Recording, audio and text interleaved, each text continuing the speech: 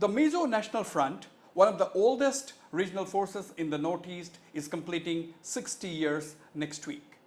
During the past 6 decades, the MNF has undergone major transformations, from being a potent insurgent group that engaged with the Indian state for 20 years before signing a peace agreement in 1986 to its new avatar as a political party and winning 4 state assembly elections in the state. Today, I have with me MNF leader and Chief Minister of Mizoram, Zoramthanga, who has seen it all. He joined the MNF as a young man, went on to become Pulaldenga, the MNF founder's deputy, and there has been no looking back for him as well as the MNF in the past 6 decades. Zoramthanga, welcome to this special edition of Talk Time to mark the 60 years of your party, the MNF, which is celebrating its Diamond Jubilee. It has been a long journey, isn't it? Congratulations to you.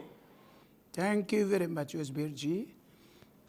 So, can you please describe the journey? It has been an eventful journey in the past 60 years. Well, indeed it is, because this party was established in the 22nd of October 1961, and it has become, by the 22nd of October, it will be 60 years, 60, and we are celebrating the Diamond Jubilee. And we have been passing through these, not like many other parties, because we have been passing through at times underground life for 20 years, and then a war between India and Pakistan and the part of Bangladesh. And after that, the peace accord was signed in 1986, and after that the overground politics. And many vicissitudes of time have passed, and up till now, we were in power, we were these lots, and we came to power again, and we have been passing through one of the most difficult times in the history of the political party. Right, right. People know that, the idea of the MNF crystallized in 1959 when the Mizo Hills district of Assam went through a massive famine, that is the Mautam famine. The Mizo National Famine Front worked hard to feed the people and take care of them.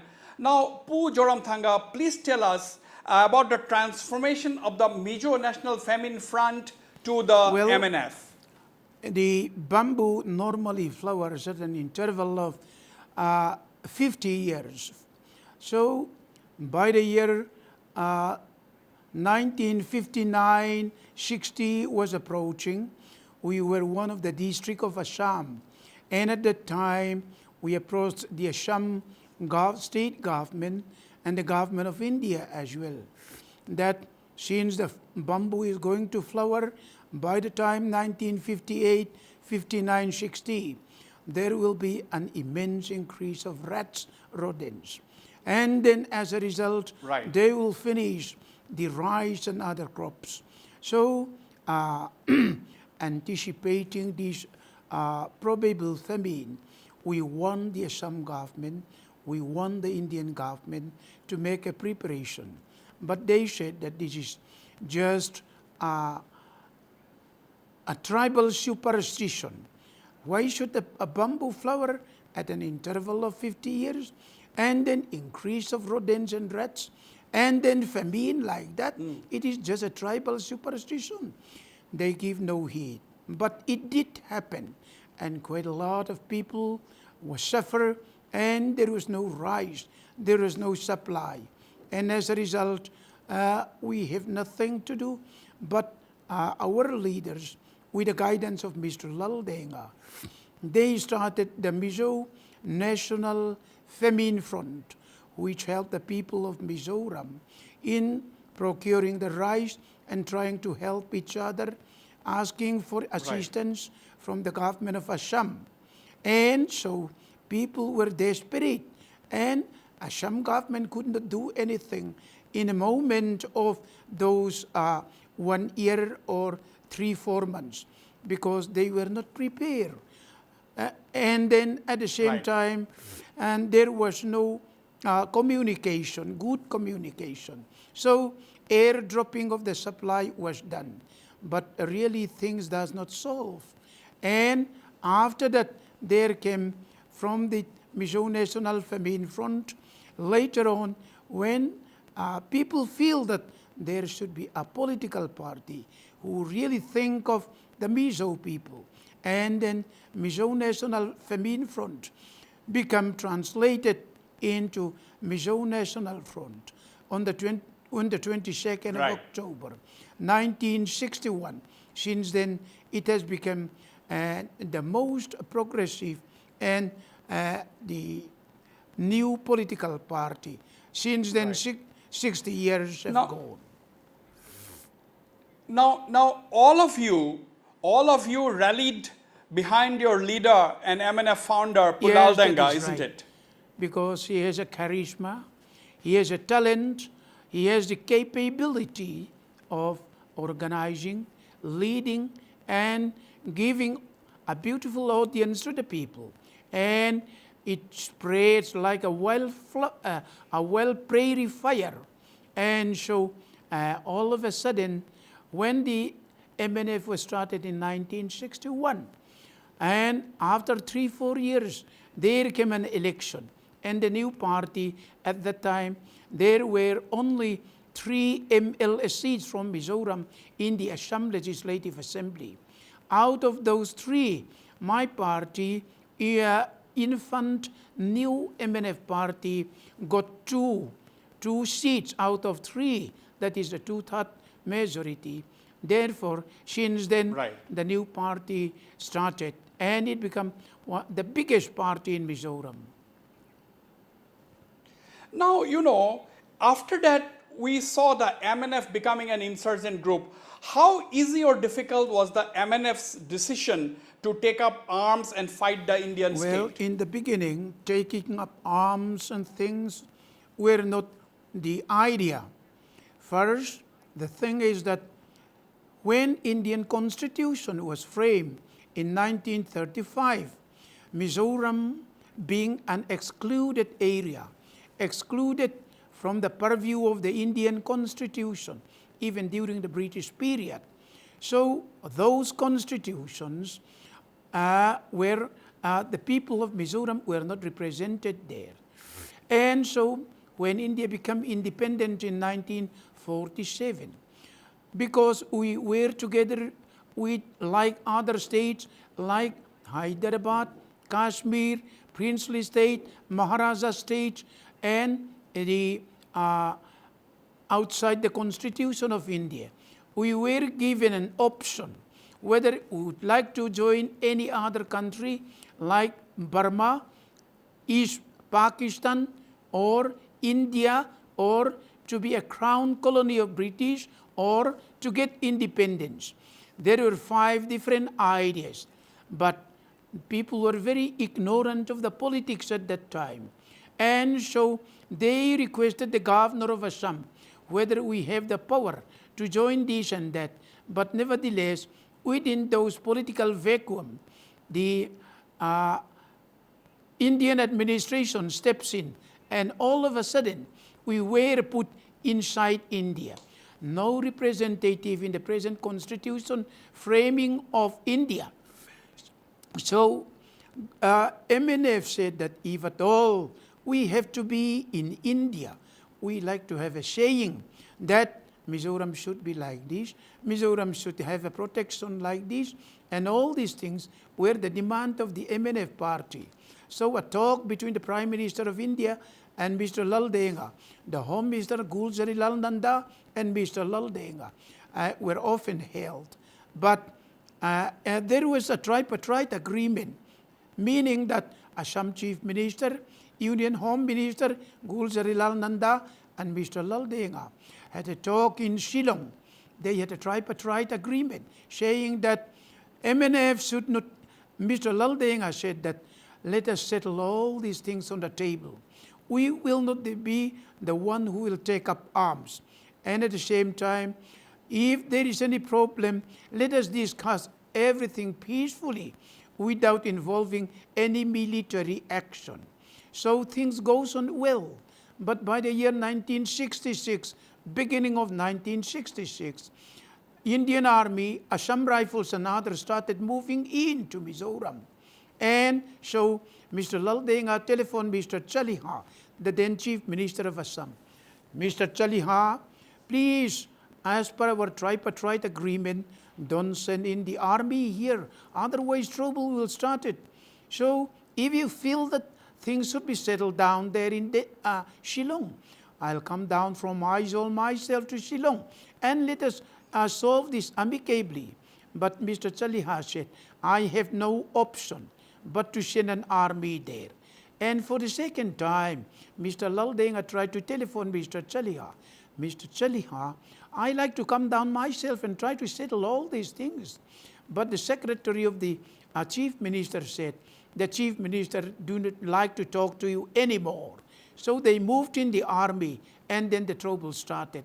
And so from 1966, March 1st, MNF movement started because of the influx of the army. Right. That was how the trouble started. And then we went underground.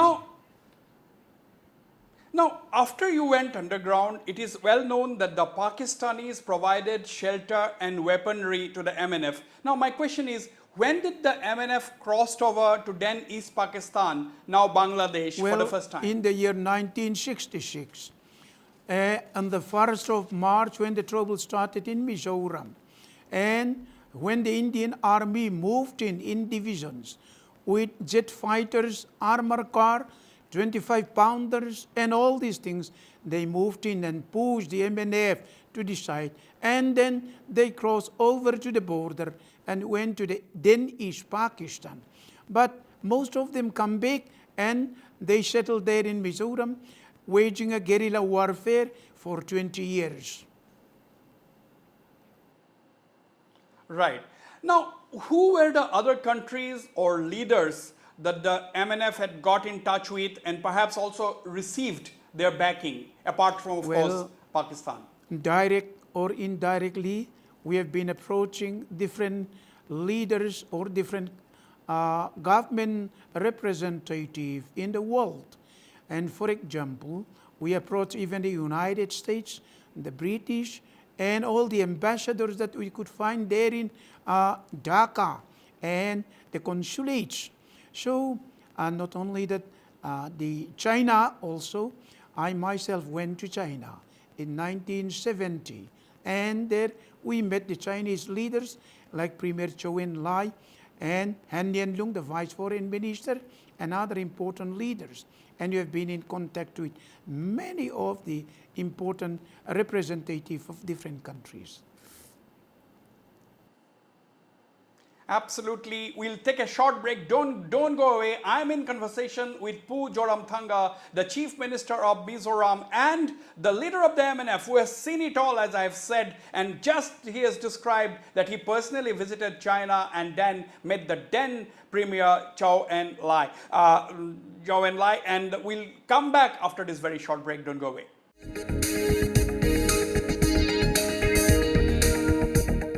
Welcome back. I am in conversation with Pu Zoramthanga, the leader of the MNF. We are discussing the history of the MNF to mark the Diamond Jubilee of the MNF that is happening on the 22nd of October. Pu Zoramthanga, once again, welcome to Talk Time.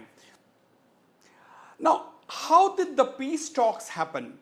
Many say that you were among the moderate MNF leaders who always batted for a peaceful resolution of the problem. Well, during the long struggle of the movement, the charged leaders, the overground Mizo political party leaders, NGOs, all approached the underground MNF government.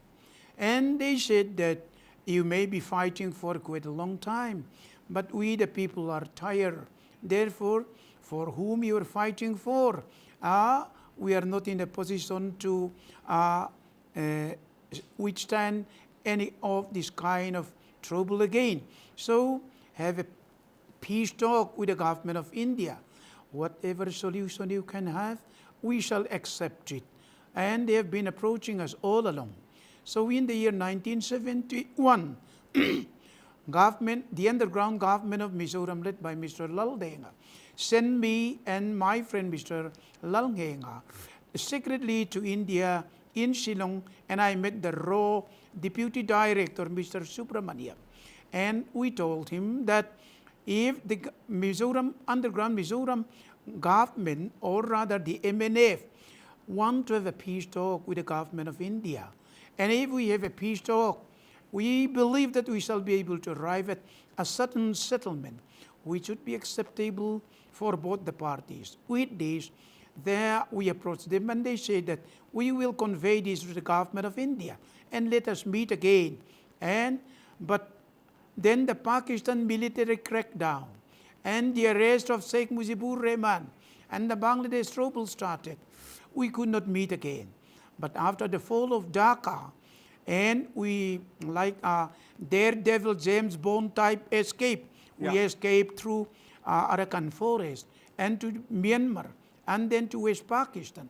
There we met the ISI people, Pakistan President Zulfikar Ali Bhutto, and there we settled there.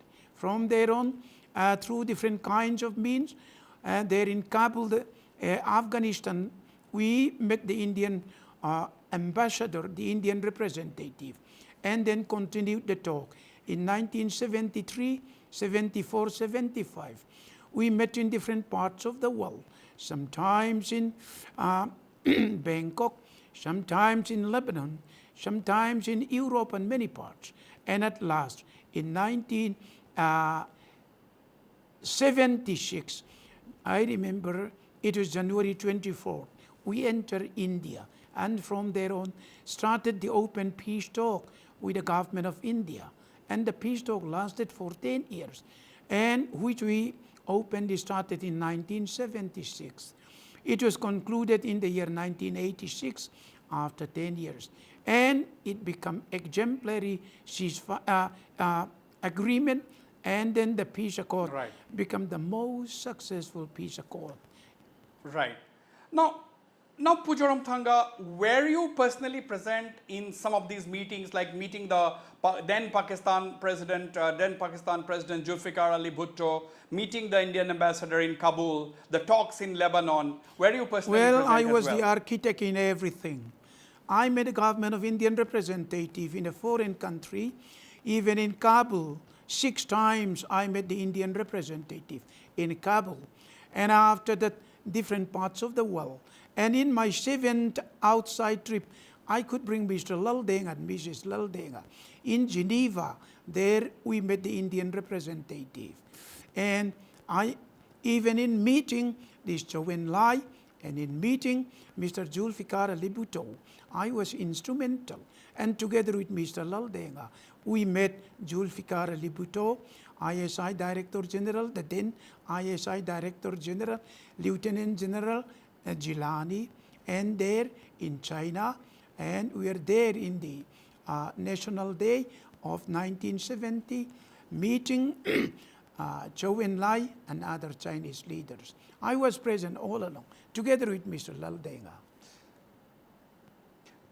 Now, who were the main players in the process from the side of the government of India? Well, they were mainly the IB people, Intelligence Bureau people in the beginning. Well, it was a secret talk. Sometimes they are the raw people, research and analysis wing also. But when it comes to the open, it was represented by the Home Ministry. Sometimes we met the Home Minister, sometimes the Prime Minister, and so on.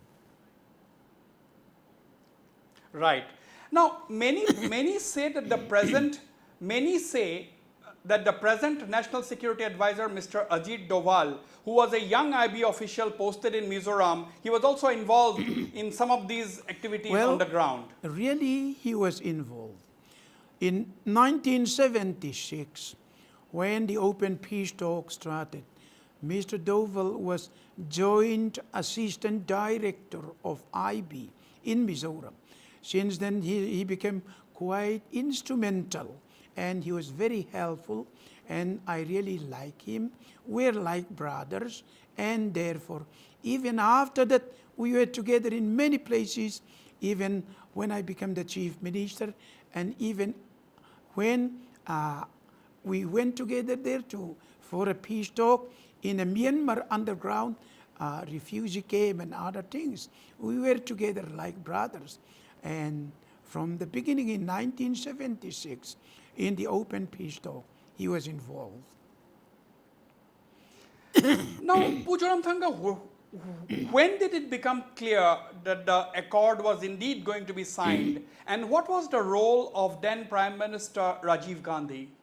Well, in the year 1986, it became clear that peace accord would likely to be signed. You know, during Morarji's time, I was the main leader of delegation apart from Mr. Laldenga, who came to Delhi. But together with Mr. Laldenga and my present deputy chief minister, we were there in Delhi, but they tried to force us to surrender our arms first. And then after that, the peace talk, we said, let us sign the peace accord first, and after that, handing over of the arms would be inevitable. So we refused. At last, Mr. Morarji's government detained us in the 34 Gulmohar Park. And with a double sentry, we were kept in the custody for 9 months. And at last, we met a daredevil, James Bond-like escape again from Delhi to Calcutta to Silchar and then Mizoram underground, marching for the whole month and reaching our jungle headquarters. And after that, Mr. Laldeng and myself said that unless we sign a peace accord, myself, Mr. Laldenga, and my number 2, Mr. Zoramthanga, should not be together in the hand of the Indian government. That was our understanding. So even when the peace accord was signed, I was at the jungle headquarters commanding the headquarters, and Mr. Laldenga was in Delhi signing the peace accord. And after that, I brought in all my boys from the underground and brought them overground to Mizoram. So you mean to say that when the Morarji Desai government was keeping you confined at the safe house in Gulmohar Park, you mean to say that you escaped from the clutches of the security forces? Yes, there were double sentry 24 hours, but we have made a very meticulous plan to escape. And after making a plan for 9 months, we could escape. Right. Zoramthanga, I was in Aizawl immediately after the accord was signed and had the opportunity and privilege of meeting Pu Laldenga for a lengthy exclusive interview. He clearly appeared to me as a visionary leader who cared for the Mizo people. Because at that time, I was a very young journalist, and Pu Laldenga gave me so much of time to a young reporter at that time. So I was really taken aback. I thought he will be giving me 5 to 10 minutes, but he was there talking to me for about 45 minutes or more. I was really touched, and he appeared to me as a visionary leader. Well, indeed he is. Because I wonder whether a Mizo mother will beget another son like Mr. Laldenga again. He was a very rare commodity of human being, I should say.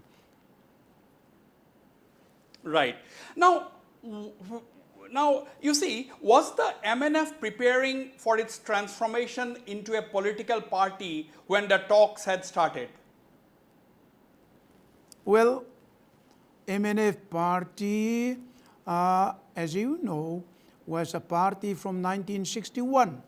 Right. And went underground, and then after the peace talk was successful, we came overground. And after that, the party, even though it was banned, it became a new party recognized by the Election Commission of India again. That was in 1986. Since then, it became a normal party, fighting for a good number of elections. Right. Now, how difficult was governing the state after winning the assembly elections for the first time? Well, you led a very successful underground movement. You succeeded in signing an accord that has become an example in the entire Northeast today. Now, but my question is, Zoramthanga, how difficult was governing the state after winning the assembly elections for the first time?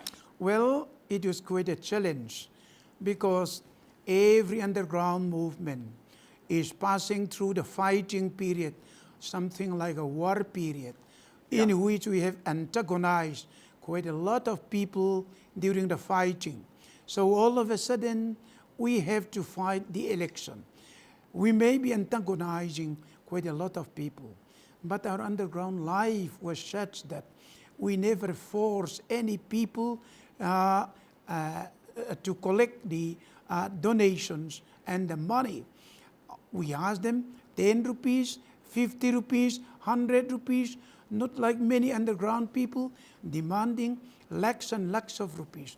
I will tell you, Wasbir, when we were together with my boys in Pakistan, or rather Bangladesh, in the underground, at the height of our movement, in my treasury, the highest, the number of rupees that we have never crossed 3 lakh rupees. Now you know that many of the underground headquarters will be having crores and crores of rupees. Yeah. We never have beyond 3 lakh rupees in the headquarters because we collected the money not by force but through the voluntary donation of the people in small amount. That is why we did not antagonize the people and they sympathize us. So the moment when we came overground, we did not have even the units in the villages. There was no time to organize the party. But the sympathy for the previous underground MNF party was such that we left a very, I should say that, in the mindset of the people, we left during our underground day a very sympathetic idea, very good understanding with us. Right. So even when we started the election, we won out of 40 seats, we won 24 seats. We formed the government without having an infrastructure, political party, units and like that. That is why we left a very good impression to the people, even while we were in underground. That is why with the government of India, with the Indian forces, more or less, we have a very clean fighting. And absolutely. Yeah. Absolutely. We will go for another short break. Don't go away, viewers. We are in the middle of a very rare interview from a very, very visionary leader himself, Zoramthanga, who has seen it all, as I have said, as a leader of the MNF, both underground and overground. So he is telling the story of the MNF. Viewers, I'm coming back after this very, very short break.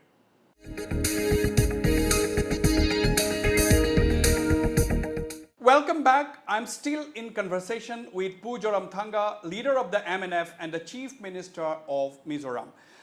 Zoramthanga, you know, MNF has successfully been winning elections, but what has been the biggest challenge the MNF faced as the ruling party, having to look after the interest of about 1 million people? Because these are two different things, isn't it? Running an insurgency and running a government. Yeah. Well, there is a great change, but as I have said right from the beginning, sometimes there are underground people who first went underground and try to find the reason why they go underground. We are not like that. We were on the big political principle, that is for the nationalism of Mizoram and for the upliftment of Mizoram. And that is why with this good principle, under the guidance of Mr. Laldenga. Mr. Laldenga said the day will come when we'll have to meet together with our people. We will need their votes. Therefore, let us behave like that. And when we saw the fighting between the two Muslims soldiers of Bangladesh, the then Bangladesh, or rather Mukti Bahini, and then the Pakistan soldiers It was terrible. It was terrible. And our fighting between Indian soldiers and the underground MNF, as I have said, was very clean. We following all the rules like that. So after this, we have been passing through the overground political life. And since we have learned a lot from the guidance of Mr. Laldenga, we followed his principle. And our party is a regimented party. And there are times when we have an internal problems also. But Mr. Laldenga, under his able guidance, leadership, he led us all along. When he died in 1990, after that I took over, and since now it has become 31 years. I have become the president of the party for 31 years. And we have a very successful political party life. I believe that it will be growing more and more and blooming more and more. Right. Now, in 2008 and 2013, the MNF lost the assembly polls to the Congress back to back. Now, looking back, what were the main reasons? Why did you lose 2 elections back to back? Well, we have went to the High Court because that is a rigging. Because when they introduced that EVM electronic voting machine, I will not tell all the stories. I will tell you only one thing. For example, in the district headquarters of Shiaha, there are only 2 assembly constituencies. In order to count the votes of the 2 assembly constituencies, within 4 or 5 hours at the most, it will finish. So how long did they count? Right from 8 o'clock in the morning up to 11 at night. They counted the EVM of 2 constituencies. You can imagine that. Because from ISOL, all the countings were monitored.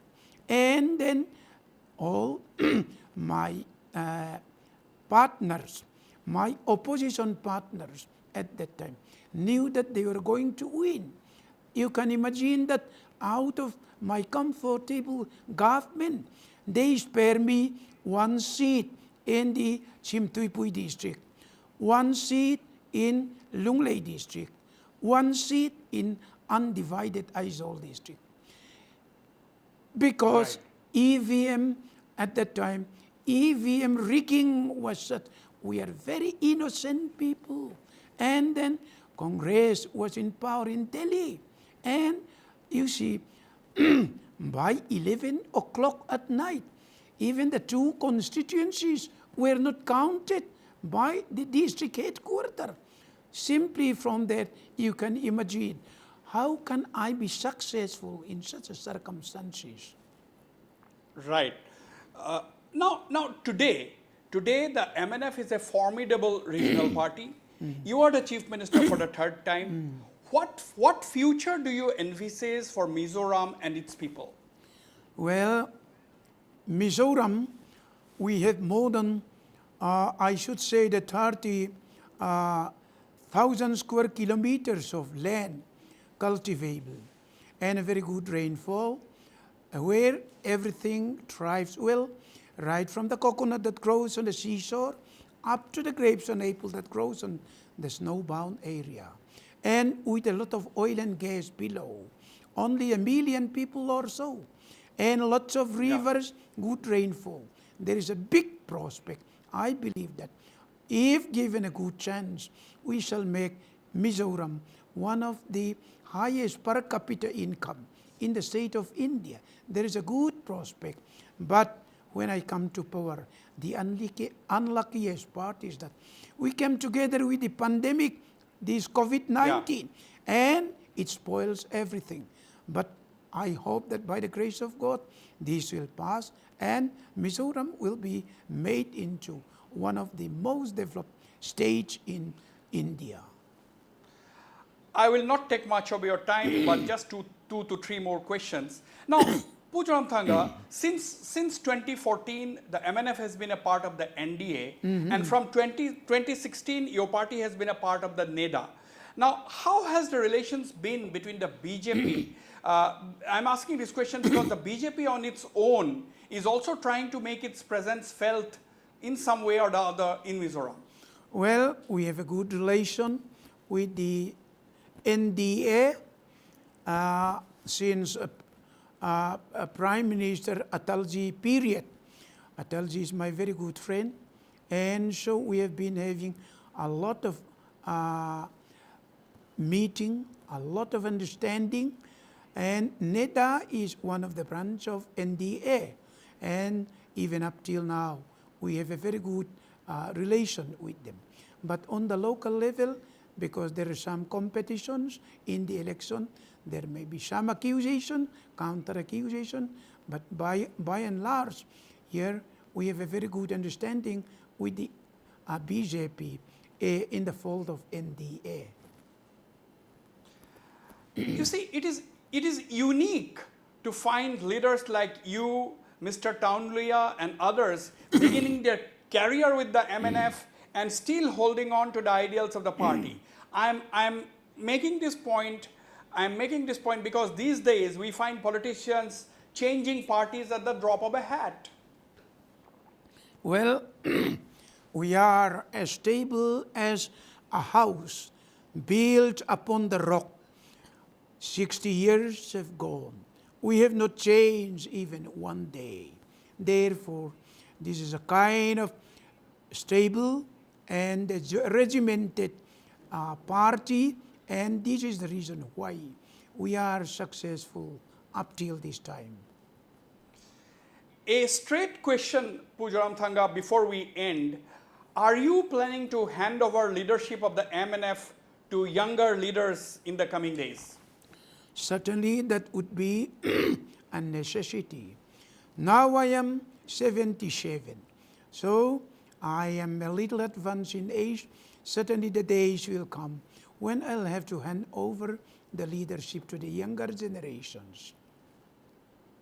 Right.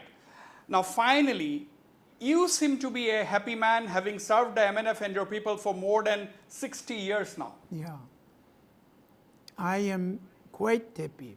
I am satisfied, and I am not repent because I went underground. Because out of underground life, there came a successful peace accord, and then a successful overground life, and a chance to make Mizoram an example in the field of development and progress. I am a happy man. Right.